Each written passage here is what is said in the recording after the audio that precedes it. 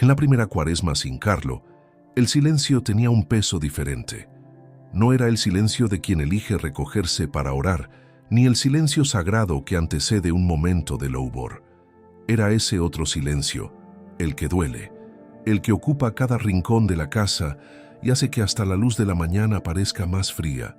Antonia Salzano, madre de Carlo Acutis, atravesó esa estación litúrgica, cargando lo que toda madre teme: la ausencia del hijo que ella había visto crecer con la Biblia en un lado y el corazón vuelto hacia el cielo en el otro. La cuaresma, que antes era un tiempo de espiritualidad compartida, de estudios bíblicos en familia, de conversaciones sobre la fe y sobre Jesucristo, llegaba ahora como un espejo que refleja lo que ya no está. Y en ese reflejo, ella necesitaba encontrar algo a lo que aferrarse. Pero hay algo que quien ya ha pasado por una pérdida sabe, y que mucha gente todavía va a aprender. El dolor más profundo es también el lugar donde la fe más crece. No es consuelo barato, no es frase de postal, es lo que los testimonios de fe más honestos muestran, de generación en generación, desde los salmos hasta los sermones de hoy. Antonia no soltó la oración. Incluso cuando la oración dolía, seguía adelante. Incluso cuando el culto parecía lejano y el evangelio sonaba en un idioma que ella necesitaba reaprender con el corazón roto, continuaba. Porque quien conoce a Carlo Acutis sabe que él nunca sería el tipo de hijo que te enseña a rendirte, ni en vida ni después de ella. Y fue exactamente en ese punto, en ese límite entre el dolor y la adoración, donde algo comenzó a moverse. Lo que Antonia vivió en aquella cuaresma no era solo duelo, era también una espera. Una de esas esperas que uno ni sabe qué está haciendo, porque todavía no ve lo que viene por delante. La Iglesia siempre supo que la cuaresma es tiempo de travesía, no de llegada. Es el desierto antes de la resurrección, el silencio antes de la respuesta. Y para esta madre, los jóvenes cristianos que siguieron la historia de Carlo lo saben bien, había una promesa formándose entre líneas de dolor, demasiado discreta para ser percibida de inmediato, pero demasiado real para ser ignorada por mucho tiempo. Quizás Dios ha puesto este video en tu camino por un motivo. Antes de continuar, escribe en los comentarios: que esta cuaresma me lleve más cerca de ti, Señor. A veces, ese gesto simple es el primer paso para que el corazón se abra, para que la mediocridad se disipe y para que la gracia que Dios ofrece en esta época encuentre finalmente un lugar donde habitar. Hay un tipo de silencio que solo las madres conocen. No es ausencia de sonido, es ausencia de presencia. Es llegar a la mesa del desayuno y ver el lugar vacío. Es escuchar una canción de Lubor y recordar que él también la cantaba. Es abrir la Biblia y encontrar, sin querer, el versículo subrayado con la letra de él.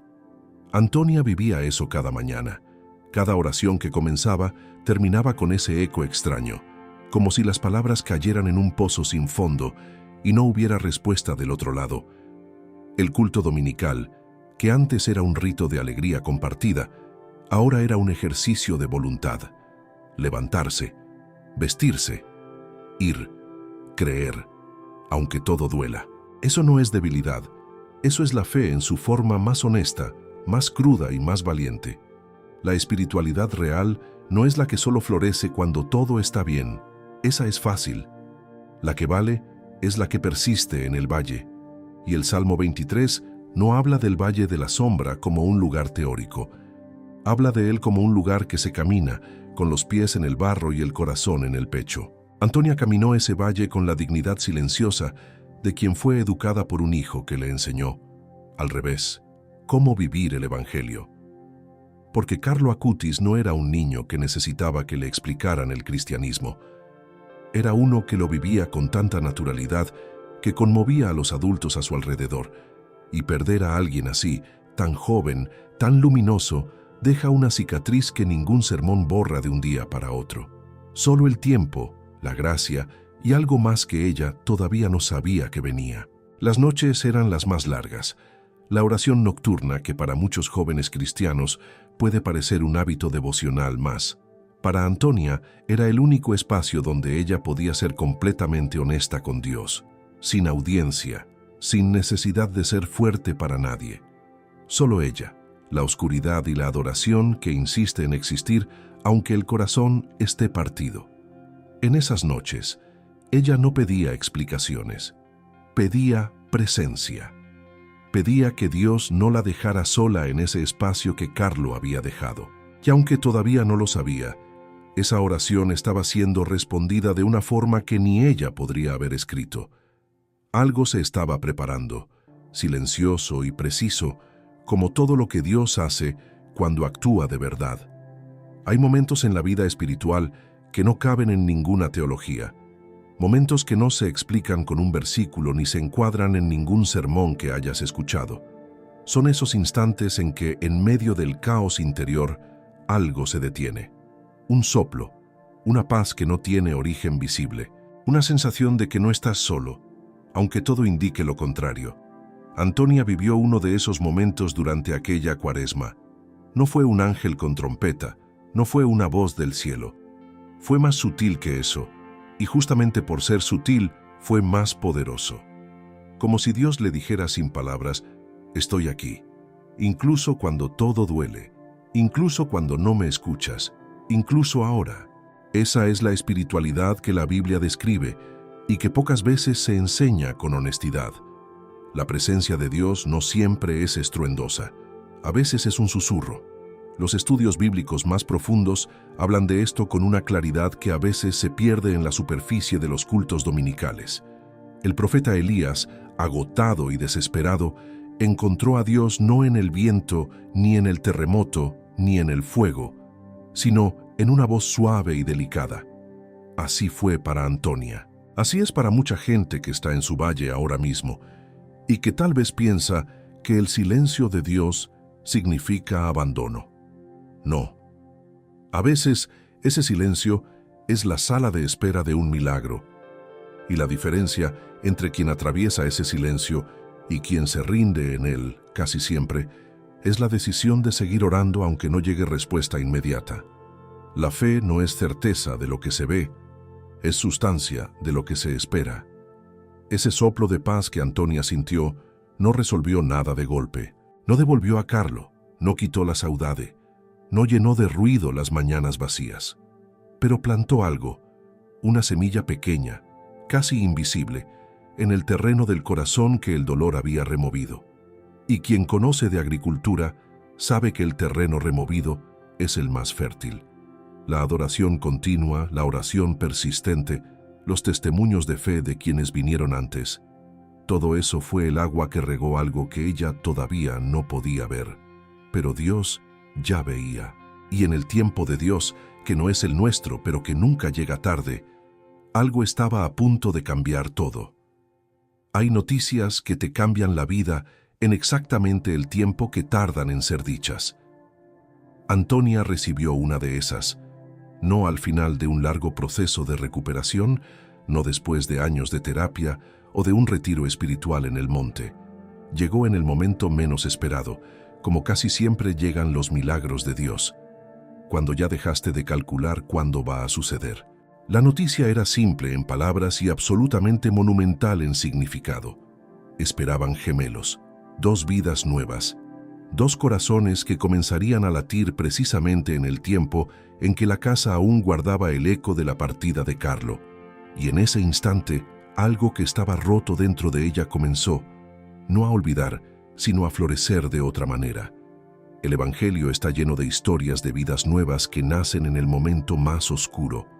El nacimiento de Isaac, cuando todo parecía imposible. El nacimiento de Sansón, cuando Israel clamaba. El nacimiento de Juan el Bautista, en el vientre de una mujer que ya había perdido la esperanza de ser madre.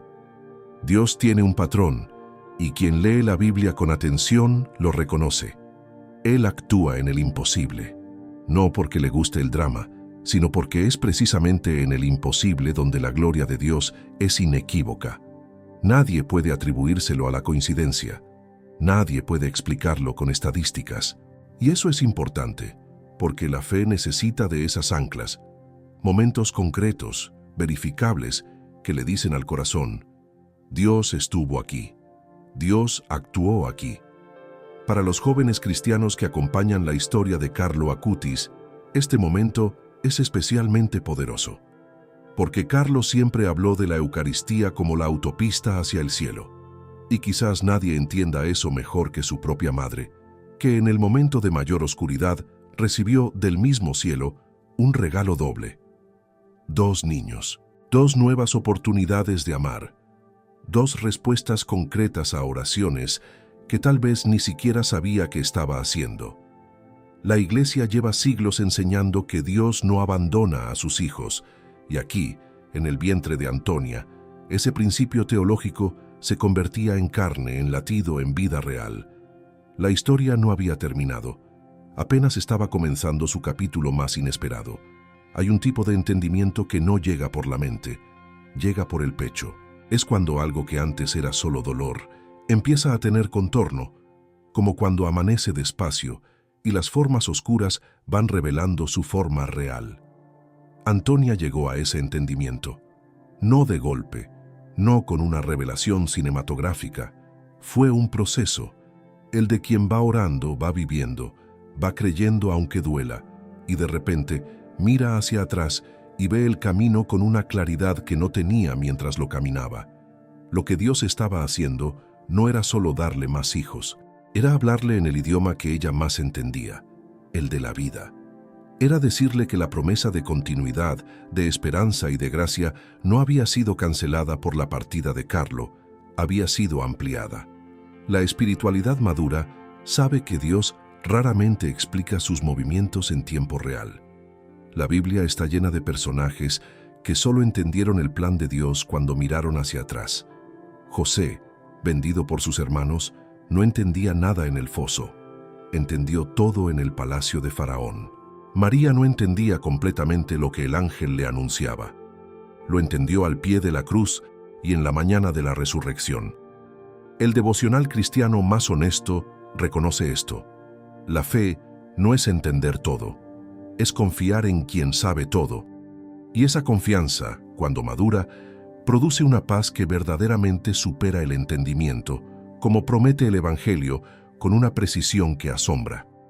Para Antonia, entender el propósito detrás de los gemelos fue también entender algo sobre Carlo, que su vida no había sido un error, un regalo demasiado corto, una historia sin final justo.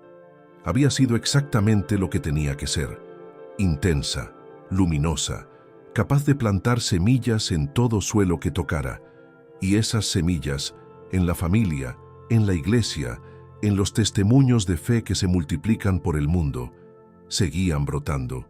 Los gemelos eran parte de esa floración, no un reemplazo, sino una continuación, no una respuesta al luto, sino una confirmación de que Dios escribe con letras que solo se leen cuando el capítulo termina, y el texto completo siempre dice: fui fiel, estuve presente, cumplí mi promesa. Hay una pregunta que mucha gente tiene, pero pocos se atreven a hacer en voz alta. ¿Los que se van realmente se van del todo? La fe cristiana tiene una respuesta clara, aunque el mundo moderno la trate con escepticismo.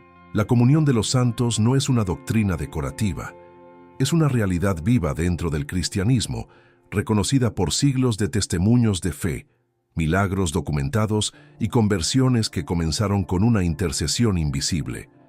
Carlo Acutis, desde su beatificación, se convirtió en prueba viva de esto, no en el sentido sentimental de siempre vivirá en nuestros recuerdos, sino en el sentido espiritual, teológico y concreto de que Él intercede, actúa y se hace presente de formas que no pueden atribuirse a la casualidad. Antonia notó esto, no en un único gran evento, sino en el tejido cotidiano de la vida. Una paz que llegaba sin motivo aparente en los momentos más difíciles.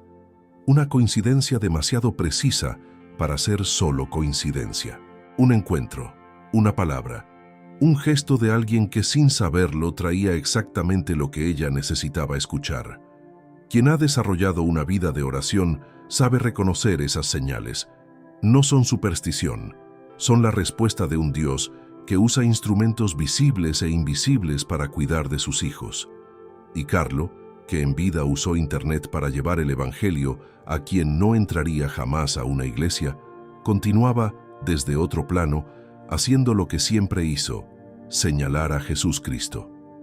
Para los jóvenes cristianos, la historia de Carlo tiene algo que ningún sermón prefabricado consigue transmitir: la prueba de que una vida ordinaria, vivida con fe extraordinaria, tiene consecuencias eternas. No hace falta ser misionero en África ni predicar en estadios. Hace falta ser auténtico. Hace falta que tu adoración sea real y no solo performática.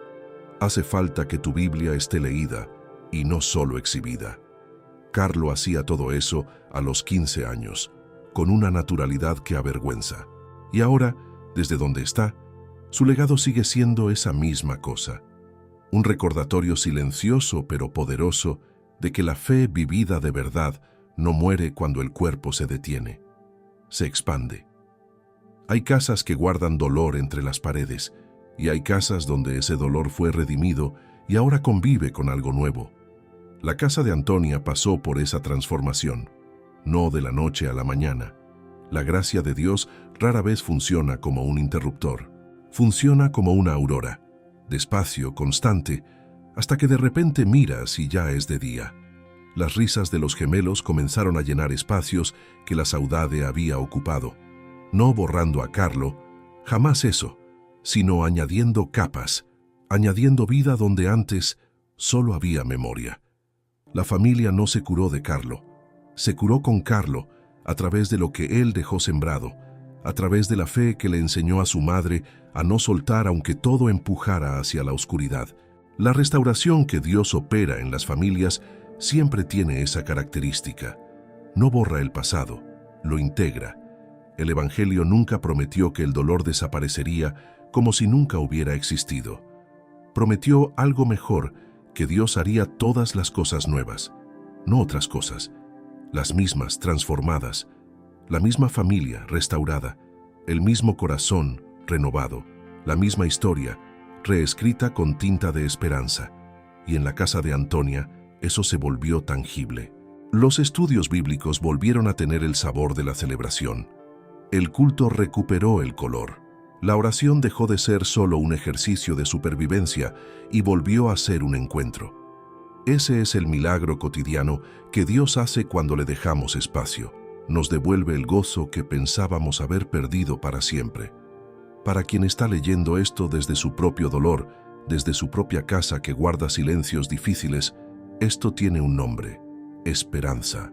No la esperanza ingenua que ignora la realidad, sino la esperanza bíblica, robusta, que mira la realidad de frente y aún así afirma que Dios puede más. La espiritualidad cristiana no es una anestesia, es una convicción, y la convicción de Antonia, forjada en el valle de la pérdida más profunda que una madre puede conocer, producía ahora fruto visible, sonoro, lleno de vida. Sus gemelos no eran un consuelo, eran una declaración de que Dios había escuchado, que Dios había actuado, y que la historia de esa familia todavía tenía mucho que contar. Carlo Acutis nunca quiso ser famoso, quería que Dios fuera conocido, y esa distinción, tan sutil, es exactamente la razón por la que su legado creció de una forma que ninguna estrategia de marketing podría haber diseñado. Cuando alguien vive con esa autenticidad, cuando la fe no es imagen sino sustancia, cuando la adoración no es show sino encuentro, cuando el Evangelio no es discurso sino vida, algo sucede que trasciende las circunstancias. La historia de Carlo empezó a tocar familias que nunca habían pisado una iglesia. Jóvenes que se habían alejado del cristianismo y que, al escuchar su testimonio, sintieron que había algo en esa fe que no conocían. Adultos que lloraron delante de una pantalla, oyendo hablar de un niño de 15 años, que tenía más claridad espiritual que décadas de religión nominal. El legado real no se mide en títulos ni en monumentos, se mide en transformaciones, en la familia que recuperó la fe, en el joven que retomó los estudios bíblicos, en la madre que decidió no rendirse, en el padre que volvió a la iglesia después de años, en los testimonios de fe que comenzaron con «Yo no creía en nada y entonces escuché hablar de Carlo». Ese tipo de impacto no tiene escala humana, tiene escala divina, Y Antonia, que podría haber guardado su dolor para ella sola, eligió lo contrario: compartir, hablar, testificar. No porque sea fácil, sino porque sabe que la historia de su hijo no le pertenece solo a ella, le pertenece a quien necesita escucharla. Hay algo profundamente poderoso en una familia que, habiendo pasado por lo peor, elige la transparencia. El sermón más convincente no es el que se predica desde el púlpito, es el que se predica con la vida. Y la vida de Antonia, con sus gemelos en brazos y la memoria de Carlo grabada en el pecho, se convirtió en uno de esos sermones que no se olvidan, porque en ella se ve todo lo que el Evangelio promete: la pérdida que Dios redime, el dolor que la fe atraviesa, la vida nueva que brota donde todo parecía terminado. Su testimonio no viaja solo porque sea emocionalmente impactante, viaja porque es verdad. Y la verdad, cuando está bien vivida, no necesita amplificación, se propaga sola. Si estás leyendo esto y hay algo en ti que reconoce esta historia, una pérdida, un silencio, una oración que parece no llegar a ningún lado, entonces lo que viene ahora es para ti. No como consuelo barato, no como promesa de que todo va a mejorar de la forma que tú imaginas, sino como algo más honesto y más poderoso: la certeza de que Dios actúa en el valle, no solo después del valle, no solo cuando ya saliste y puedes mirar hacia atrás, en el medio, mientras duele, mientras la oración parece perderse en el silencio, mientras la fe parece más un acto de terquedad que de convicción. Es exactamente allí donde Dios está más cerca, aunque no lo parezca, aunque no lo sientas, aunque todo en ti quiera negarlo. La Biblia es un libro lleno de personas que pasaron por el fondo y salieron por la gracia. No por sus méritos, no por su optimismo, no por haber encontrado la fórmula correcta, por la fidelidad de un Dios que no abandona lo que comenzó, y la espiritualidad que produce fruto real, la que aparece en los testimonios de fe más conmovedores, la que los jóvenes cristianos necesitan escuchar hoy, es esa, la que no promete ausencia de dolor, sino presencia divina en el dolor. Carlo Acutis vivió eso, Antonia vivió eso, y miles de familias en este momento están en ese mismo valle sin saber que hay salida. Esta historia existe en parte para decirles: hay. El camino de vuelta a la esperanza rara vez es dramático. Casi siempre empieza con un gesto pequeño, una oración corta antes de dormir, un devocional leído sin muchas expectativas, un culto al que se fue sin ganas y del que se volvió diferente.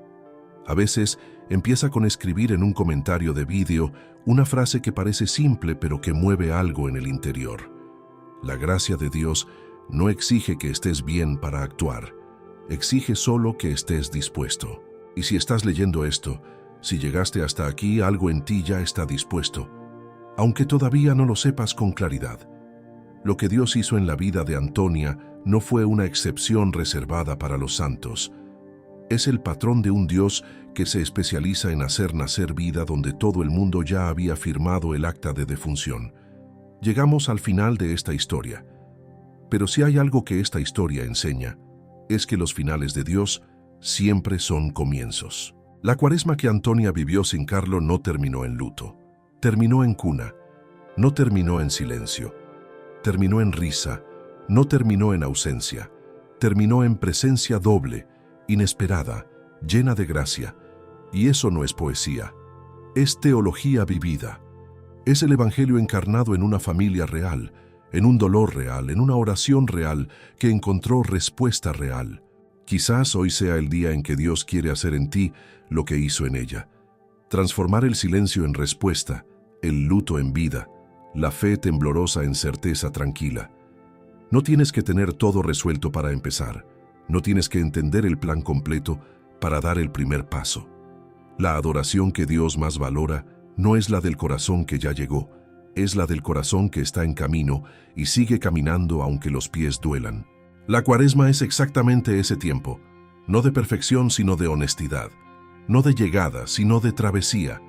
Y en esa travesía, si te permites ser encontrado, si abres aunque sea una rendija del corazón, Dios cabe, siempre cupo. El problema nunca fue el tamaño de Dios. Fue el tamaño de la puerta que dejamos entreabierta. Lleva contigo algo concreto de esta historia. La fe no es la ausencia del miedo, sino la decisión de seguir en presencia del miedo. La oración no es siempre un monólogo perfecto. A veces es solo estar en silencio delante de Dios y dejar que Él haga lo que tú ya no puedes. Y la esperanza, esa cosa difícil de explicar y imposible de fabricar, no nace en los momentos fáciles. Nace exactamente donde Antonia la encontró, en el fondo del valle, en el medio de la Cuaresma, entre lágrimas y Biblia abierta, cuando todo en ella quería cerrar y algo más grande que ella la mantuvo abierta. Ese algo tiene nombre, y ese nombre es lo que esta historia, desde el primer hasta el último párrafo, no dejó de pronunciar. Y bien, después de todo lo que acabas de escuchar, hay una pregunta que no puedes ignorar. ¿En qué valle estás tú ahora mismo? No hablo en abstracto, hablo de esa cosa concreta que llevas cargando, ese silencio que ocupa espacio en tu pecho, esa oración que sientes que no llega a ningún lado.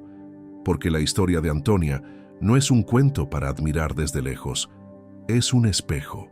Y lo que ese espejo refleja es esto: Dios no terminó contigo.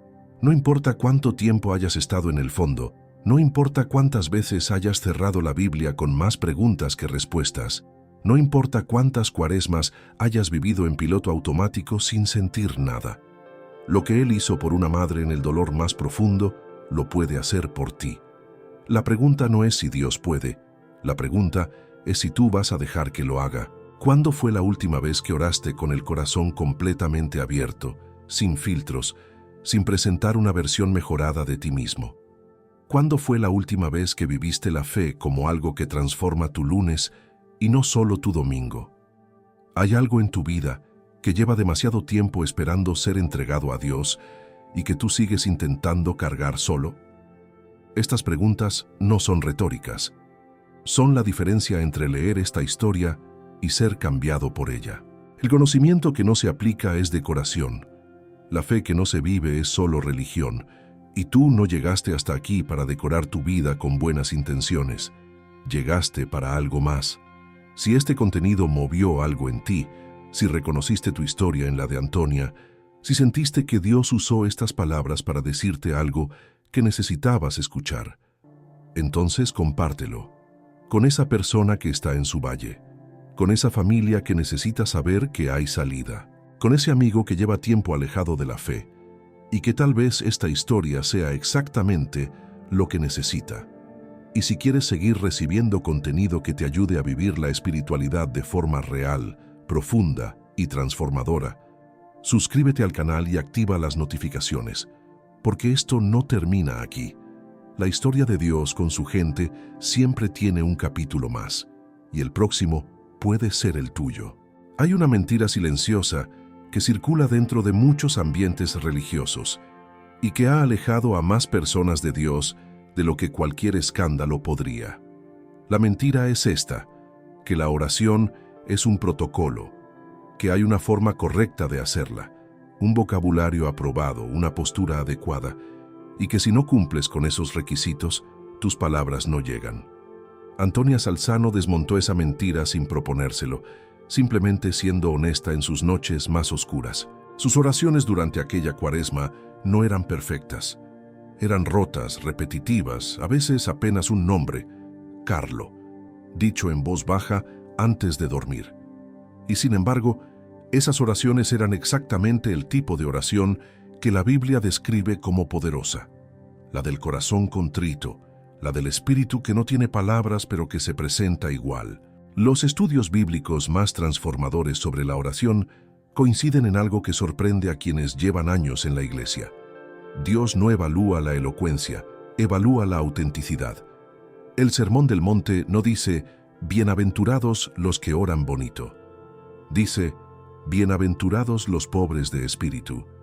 Y hay una diferencia enorme entre rezar para ser escuchado por los demás y orar para ser encontrado por Dios.